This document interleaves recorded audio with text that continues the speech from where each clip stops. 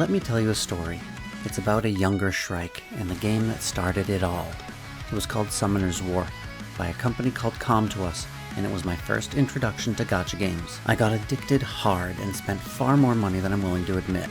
Well, this company is at it again, and while only the publisher of this new game, the developers are Mojito Games, I can very easily see the Come to Us influence. While the official English release is scheduled for October 31st, with the rest of global soon to follow, the Korean version is already out, and I was able to get my hands on it. This will be my first bit of praise for the game. I have had a surprisingly easy time playing, despite everything being in another language, and that's a sign of a clear and intuitive UI, as well as my familiarity, of course, with Come to Us. But the game is called Starseed Asnia Trigger, and it's a waifu auto-battler that many have compared to Eversoul. You've got a 3x3 grid where you can place up to 5 units, you can allow the auto to handle everything, or you can do the ultimates manually.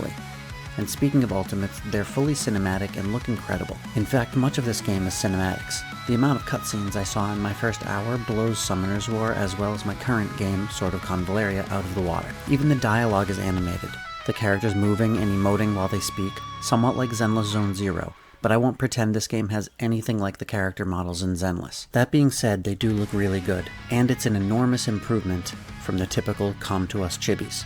And if you aren't into cutscenes or flashy ultimates, you can skip them or shut the ultimate animations off entirely, but I don't know why you'd do that, they look awesome. There's no world exploration, you just go from one battle to the next, but there are many different dungeons you unlock through playing the game, that you'll eventually be able to insta-sweep 5 times a day, as well as events and minigames, so there's plenty to do. And if you get bored, you can go to Starseed, the Instagram of this game, and actually text your waifus, stalk their photos, heart them, even send them gifts. And these all contribute to a bond level for each, and the higher that is, the more personalized stories are unlocked and the stronger your units get. I haven't gotten to the point yet to tell you if it can get steamy, but judging by their character models, I certainly wouldn't put it past them. They clearly know exactly what they're doing. It's almost as shamelessly degenerate as Haze Reverb. Probably not a game you want to play around children, unless you're my son who just calls me a simp and laughs at me. The storyline is a mystery, as you might expect. I can't read anything, but I did learn through online research that we're apparently the last man, well, human, on Earth. And these waifus are all robots. And I know what you're thinking, why put watermelons on a robot, right? You weren't wondering that? Maybe that's just me.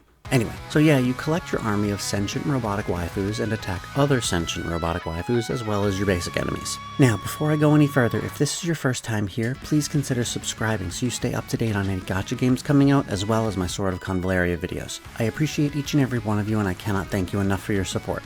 Okay, let's discuss the most important thing now, their generosity. One thing Come to Us is known for is flooding you with summons, mostly because you need a lot of the lower tier units to use as food to level up higher tier units. And that seems to hold true in Starseed as well, except unlike Summoner's War, they don't have abysmal rates. You are very likely to get an SSR every other 10 pull, or at least I did, and you get more just by going through the campaign. You can set a wish list for the standard banner, so it narrows down your possible drop options, droptions if you will, so you will literally have more SSR units than you can build. And it's not just summons, the premium currency is everywhere. You text a waifu, 100 gems. Watch a Bond story, 100 gems. Watch a new character introduction cinematic, 200 gems. And that's not even mentioning all the rewards you get from just playing. And the shop too, where the special star tokens, you can flat out buy an SSR. The units themselves fall into one of 6 factions: Asnia, Stings, Artkaze, Autolata, Ideala, and Limerit. And one of 5 elements, which I've been calling Fire, Wind, Water, Light, and Dark. And for character variety, it's pretty much the same as Zenless Zone Zero. Whatever your kink, they've got a character for you. Furries, lollies, snake people, I'm sure that's someone's thing. And as for building these units, the leveling is your standard fare, except that in this you can unlevel a unit to get all your mats back, and they go back to level 1. There's gear in the form of weapons, shirts, shoes, hat, and gloves. The latter two only unlockable when the unit has leveled up high enough. You star the unit up by using equivalent units of the same rank, and sometimes they need to be the same unit, but sometimes they don't. I'm sure there's a pattern to it, but I haven't figured that out yet. The units all have a signature equipable, different from the gear, called a plugin, that remind me of the memories from Ash Echoes, and they even have a little cinematic of a memory on each one. These are acquired from another gacha system, but they're all SSR, and you can even wishlist your top 5 to increase the odds of pulling those to 15%, and the rest to 0.6%. From my understanding, any unit can equip any plugin, but the unit's secondary, more powerful ultimate called a Blossom, will only unlock if worn by their respective character. As for the limited characters, I was able to get this one within a couple 10 pulls, and I realized that after, she came with an entire limited character event, wherein you battle through these stages accumulating this special currency that you then spend in the event shop. One item of which is the limited character's very own signature plugin. Incredibly free to play. There is PvP and guild content. The PvP has 3 flavors. Your typical 1 versus 1 team, the second is more late game 3 team versus 3 team, and the third is a weird one. You challenge the top 10 ranked defenses, but their levels are scaled down to your own. So I guess it's a neat way to see what the pros are doing, what the meta is, but it's not something I've ever seen before. There's still so much to explore in the game and translate, and I'll know more after the 31st. But a few smaller things just to wrap it up. I've reached a point where a city opens up to me where I can send my characters to school where they attend classes, get grades, and receive custom bonuses. There's also what looks like Asnia Trigger headquarters, where I can seemingly build things.